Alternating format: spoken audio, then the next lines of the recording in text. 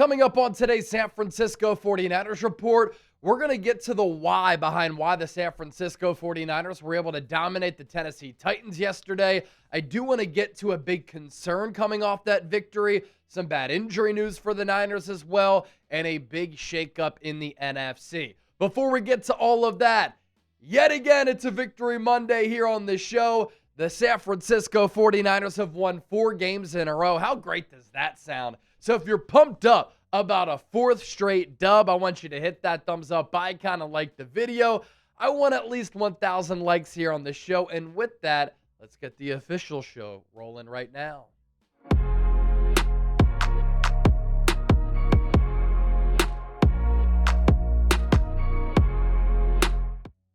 My name is Chase Sr. Thanks for hanging out. I hope you all had a fantastic weekend and your weeks are off to a phenomenal start. Don't forget to hit that subscribe button and support the show. As you can see, we're really building the empire here at Chat Sports. 531 subscribers away from 184,000. And what you get when you hit that sub button, elite daily coverage of the Niners, and you get to join the movement here in addition to a great Niners community right here on YouTube. So as we know, yesterday, coming off the bye week at Levi's Stadium in Santa Clara, the Niners offense humming. And they scored 37 points en route to a 37-24 victory over the Titans. And without Fred Warner, without Nick Bosa, after Brandon Ayuk quit on the Niners, San Francisco is 10-4. And with 3 games left, they still have a realistic opportunity to get the number 1 seed and home field advantage in the NFC.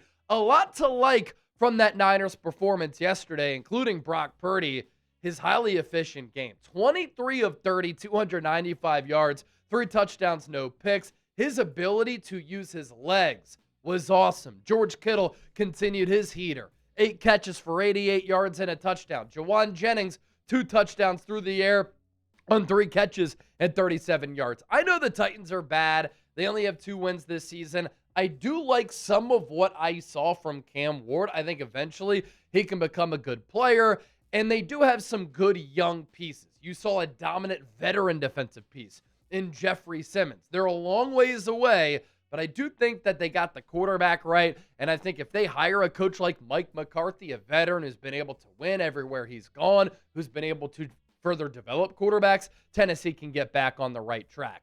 As far as the Niners, a lot of positives from that victory, as I said, and we'll get to some of the negatives, some of the concerns, and some of the downsides. Brock Purdy balled out. This offense was phenomenal. 5 scores on the first 5 drives to start the football game. When the Niners had scored 4 times on their first 4 drives, it was the first time they did that since week 1 of the 2023 season, and that was the year they made it to the Super Bowl, got off to that really good start in week 1 against the Pittsburgh Steelers. The Niners are hot right now, one of the hottest teams in the NFL. They've won 4 games in a row. Don't hit me with the schedule stinks. It's been weak. It's the NFL. And what I liked yesterday, Niners looked rested. They looked rejuvenated, and their stars starred. As far as the biggest star from that game, I loved what I saw from Brock Purdy against the Tennessee Titans on Sunday. First of all, from a health standpoint, I think it's the healthiest that Purdy has looked this season, and he made some incredible plays with his legs. With some of the plays that he was able to make improvisationally and out of structure. Some of Purdy's throws on the run where he was able to create things downfield for himself and his teammates, chef's kiss. And Purdy was so dynamic in addition to being efficient and explosive. 23 of 30 on the day with 3 touchdowns, no picks. Once again, making good decisions with the ball, throwing with touch, timing, accuracy, anticipation. I thought the velocity on the football was back, and we saw some really nice tosses at all 3 levels. When Purdy is playing like that, this offense is hard to stop. Even without Brandon Ayuk, who quit on the Niners, there is enough with this offensive crew right now.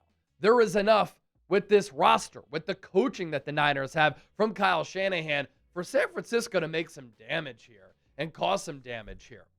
You look at the numbers for Brock Purdy, 23 of 30 on the day, 295 yards, 3 touchdowns, no picks, as I mentioned, a quarterback rating of 140.3. I thought he got the ball out on time and in rhythm when he needed to.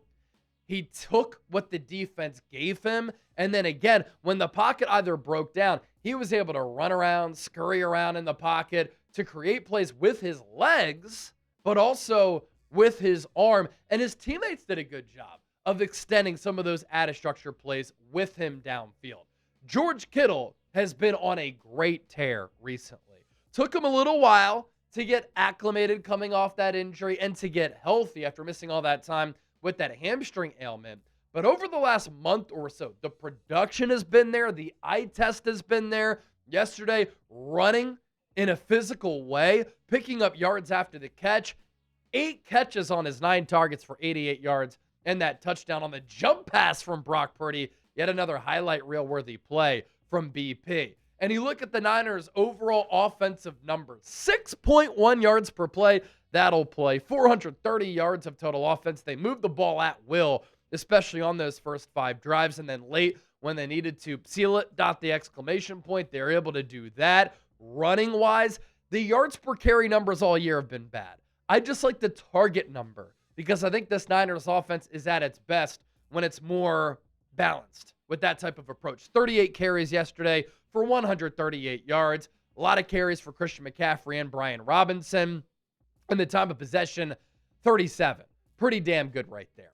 I do want to get to this, though. A big concern that I have with this Niners team for the remainder of the year coming off that big victory against Tennessee, the defense was horrible against one of the worst offenses in the NFL. And if the defensive unit continues to play like that, this offense is going to have to continue to do what they did against Tennessee and score 30-plus points. And a lot of these games will have to be shootouts.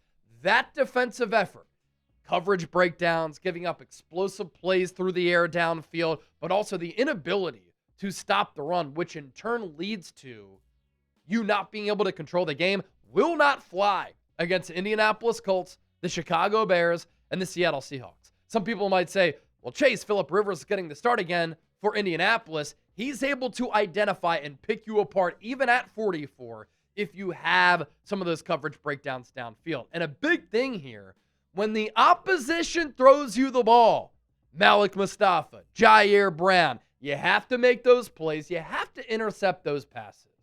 Because when you're without Nick Bosa and Fred Warner, you are dealing with razor-thin margins, and the margin for error is a lot thinner. You have to take advantage of those types of plays, and if you don't, at some point, given the lack of talent and depth on defense because of the injuries, you're going to give up some big plays downfield. So I want to see Malik Mustafa and Jair Brown finish on those plays. That can lead to momentum changes and further scoring opportunities. And this just isn't an acceptable effort for this Niners team, especially when you're giving up 306 yards and 6.2 yards per play when you dominate time of possession like you did. I mean, the Titans only possessed the ball for under 23 minutes, yet they still run 20 times for 136 yards, 6.8 yards per carry. Niners are lucky that the time of possession wasn't worse, but better teams will be able to take advantage of that, and you don't manufacture any of those turnovers. This is also negative news for the Niners. Bad injury news for the Niners coming out of that game against Tennessee. Looks as though Ricky Pearsall might miss some more time. He re-injured his PCL, which caused him to miss a bunch of time earlier this year. And he also hurt his ankle. And a couple things can be true on Ricky Pearsall, right? He's a very talented player and has the potential to be dynamic and very elite. He has great footwork. He's a clean route runner. He can pick up yards after the catch. I love how tough he plays and how he plays bigger than his size. He has good hands. He's very reliable. He's a good downfield target for Brock Purdy. He's shown that over time, he can be one of the more productive wide receivers in the NFL. But this is also a truth that since entering the league, he has been a very injury-prone player. Don't even mention the gunshot. Before the gunshot, he was dealing with hamstring injuries and a shoulder injury. This past offseason during the summer, he was dealing with hamstring injuries, a knee injury. Now that re-injury has resurfaced, and he hurt his ankle. One of my concerns coming out of the draft, he's a smaller player in a physical game that can lead to you being injury prone. Hopefully he can shake that, kind of like a Bay Area legend in Steph Curry with what he did early in his career and how he was able to get past his injury problems. And then there's Brandon Ayuk. Kyle Shanahan speaking for the first time after the game since the Niners placed Ayuk on the left team / reserve list. Honestly, you don't hear that often. I haven't really heard of that type of roster transaction, but Kyle Shanahan with some clarity said, yeah, we had to put him on that list because I haven't seen him in like a month. He quit on the Niners. Very unfortunate, and BA getting a lot of bad advice. Hopefully he can get on the right track, because when he's on the right track, he's a special player, and now it's all but done. His career with the Niners. He will be playing elsewhere in 2026. Still to come here on today's 49ers Report, a big shakeup in the NFC. Major injury news in the NFC as well. We'll get to that coming up here just around the corner. But first, today's San Francisco 49ers Report is brought to you by PrizePicks. It's the holiday season, the best time of year for sports, bowl games, basketball matchups, playoff pushes. It's all happening at once. And while you and I are out here making decisions every day, what gifts to buy, what to eat, which game to watch, there is one place where it feels good to be right. That place, PrizePicks. New feature alert. PrizePicks now has early payouts. If your lineup gets off to a hot start, you may now have the option to cash out of those winnings before the game even finishes. Is your fantasy season already over? Your team might be cooked, no longer in the playoffs, but with PrizePicks, you don't have to wait until next year's draft. PrizePicks lets you play fantasy football every week. Pick your favorite players and win when they hit their projections every week, no draft required. 3-pick power play for the game tonight. Pittsburgh, Miami. Aaron Rodgers, more than 211.5 passing yards. Devon Achane, more than 79.5 receiving yards. And then DK Metcalf, more than a half rushing or receiving touchdown. Download the PrizePicks app. Use the code CLNS. Get $50 in lineups after you play your first $5 lineup. That's code CLNS to get $50 in lineups after you play your first $5 lineup. PrizePicks. It's good to be right.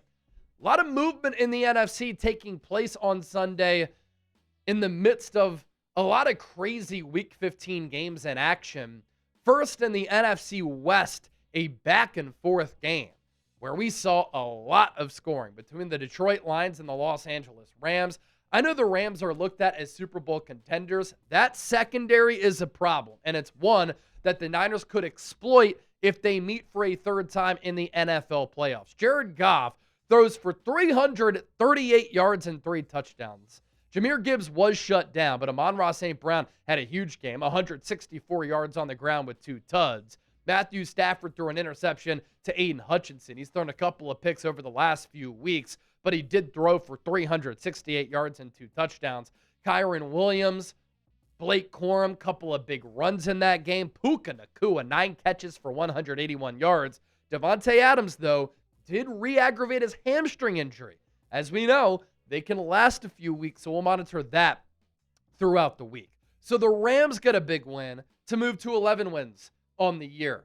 The Seahawks pick up their 11th win of the season. They hold off Phillip Rivers and the Colts 18-16. Phillip Rivers put the Colts in a position to kick a 60-yard field goal late in the game. Then the Seahawks come back after that field goal. They kicked a field goal to go up by 2, and then Phillip Rivers off a deflection was picked off, and that put the game on ice for Seattle. Phillip, 18-27, 120 yards, a touchdown, and a pick. Didn't look terrible. Couldn't move around all that well. Never had a bazooka for an arm. Also looks like he's like 260, 270 pounds. Shane Steichen did say just moments ago, he will start against the Niners on Monday night. Frankly, I can't wait to watch it. Jonathan Taylor, successful on the ground game, 87 yards on 25 carries. Niners are going to have to stop the run better than they did against Tennessee. And then for Seattle, Sam Darnold played a clean game, 22-36, 271 yards. Jackson Smith-Njigba continues to have an all-pro caliber year, 7 catches for $113. And so that brings us to this. There are 3 weeks left in the 2025 regular season. The Niners still have a realistic opportunity to get the number 1 seed and home field advantage in the NFC. And here's how they can do it. If they win out on the road against Indy, at home against Chicago and Seattle, that'll do wonders for the Niners' chances of accomplishing this. They also need the Seahawks on Thursday night this week to take down the Los Angeles Rams. And included in the Niners winning out would give them a Week 18 win over Seattle in the black unis to give the Niners a 5-1 NFC West record, and in turn, they would win the division. The playoff odds for the Niners, chances to make the playoffs at 90.1%. The shot to win the division, 18.8%. They need to take care of business. They need some help. But at this juncture of the NFL season, that is usually the case. The NFC West standings, the Niners, one game back of both Seattle and the Rams. They have split with the Rams, one game left with the Seahawks in Week 18. And then you see the Cardinals in the basement there at 3-11, injuries all across that roster. Huge game coming up on Thursday night. Short week at Lumen Field in Seattle, the Pacific Northwest. The Rams, road favorites here, -1. Pretty much a pick-em here, and the over-under at 44. The other big news inside the NFC, it is confirmed. Micah Parsons tore his ACL in the Packers' loss on the road against Denver.